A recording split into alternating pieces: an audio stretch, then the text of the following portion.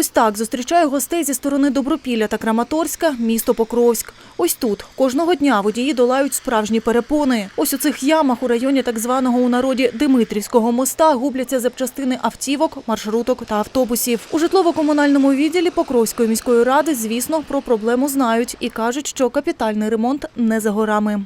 Ця ділянка автошляху є дуже важливою для спроможності проїжджати саме автомобільним транспортом. Також на цій ділянці йдуть великі автобуси, великі автомобілі вантажні. Це дуже важлива ділянка дороги.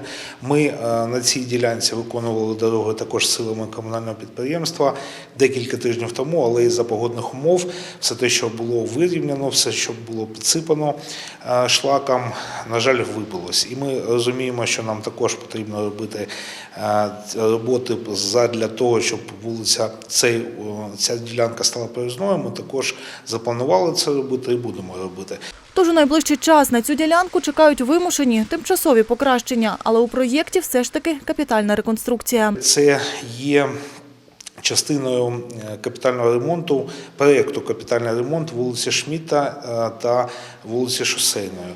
Тому при коректировці існуючого проєкту капітального ремонту ми також закладаємо і цю ділянку для того, щоб вона була повноцінною. Тому що ми розуміємо, наскільки ця ділянка є важливою у руху автомобілів. Тож поки доводиться чекати на прийдешній рік і поступову реалізацію проєкту. Рухаємось далі і через шляхопровід «Східний» потрапляємо на вулицю Шосейну. Яма на ямі, ще й замасковані під калюжі. І як тут вгадати, де краще проїхати, аби не втратити колеса та не розбити ходову? І знову ж таки у житлово-комунальному відділі планують роботи з тимчасового покращення.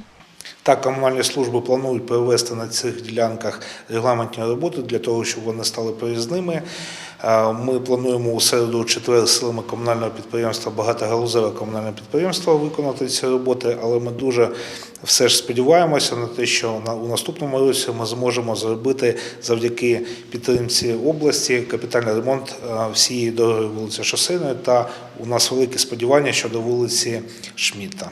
Тож Шосейна знову буде відсипана. А за попередньою інформацією, наступного року Донецька обласна державна адміністрація розпочне капітальну реконструкцію Шосейної з підрядником, що ремонтує вулицю захисників України, автомагістраль «Південь». А ми, у свою чергу, бажаємо водіям терпіння та нагадуємо, що найближчими днями очікуються морози. Тож будьте обачними на дорозі, особливо на таких проблемних ділянках. Покровська, грудень, 2021.